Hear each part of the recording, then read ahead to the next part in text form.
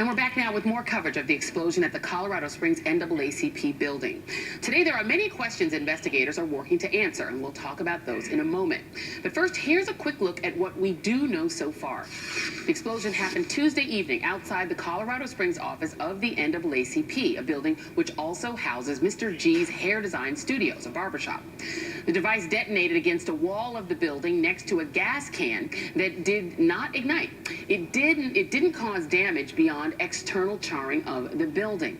The FBI is looking for a potential person of interest, described as a balding white man in his 40s, possibly in a 2000 or older model white pickup truck.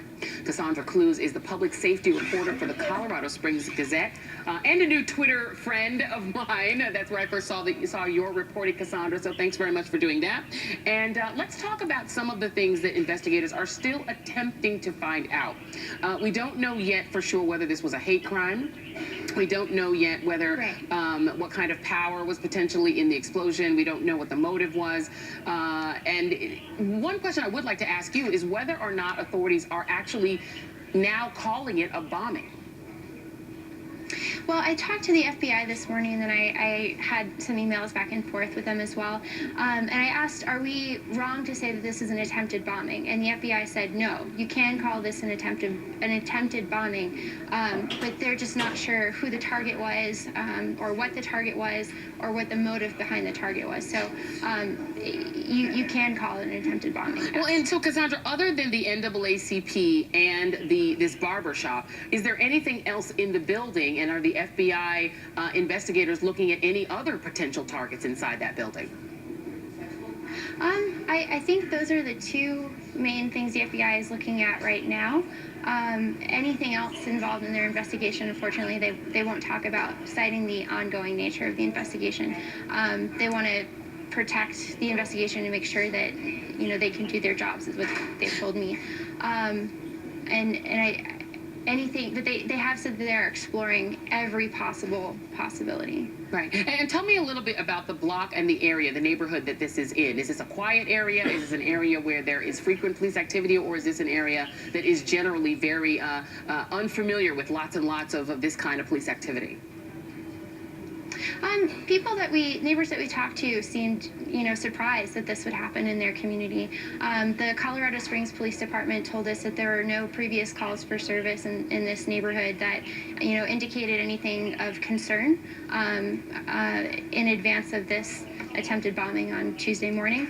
And I think people were definitely, surprised and frightened that this would happen in their community. It was not something that you would expect to happen there. Okay, and let's talk about the person of interest. It's not something you expect to happen anywhere. Yeah, oh no, of course. It's not something we would expect to, you're absolutely right, to happen anywhere. Let's talk a little bit about this person of interest that police are looking for. How are police going about trying to get the community to help them find this person? And do they have any more of a description beyond a balding white male in his 40s with a dirty white pickup truck?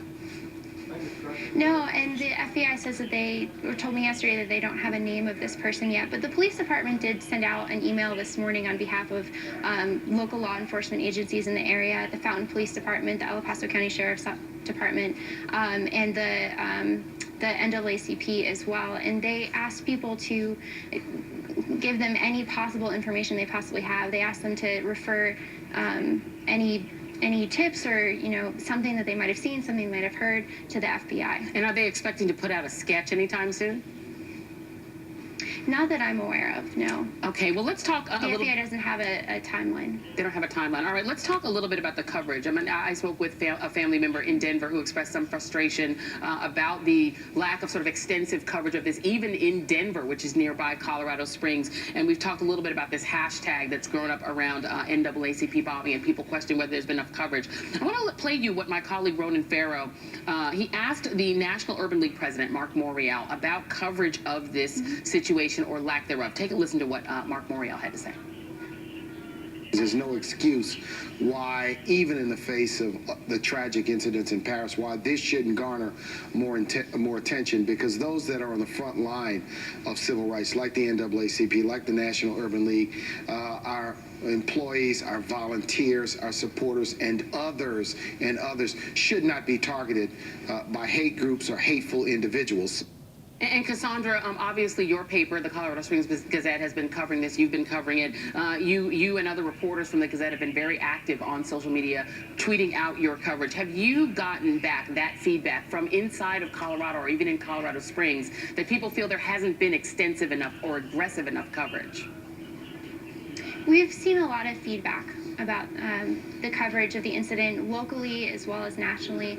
And I talked to the president of the local chapter of the NAACP here this morning, Henry Allen Jr., and I asked him what he thought about the coverage and this concern that a lot of people have that the coverage of what's been going on in Paris has been kind of the front runner in national media. And he said that he's okay with that because he wishes the best for everyone who had loved ones who died in Paris, and he is very blessed that no one died and no one was hurt in this attack in Colorado Springs. And he said that he wants to move forward from this, and he would rather talk about other issues instead of just having the bombing be the focus. All right, we'll leave it there. Kassondra Cloos, thank you very much for being here.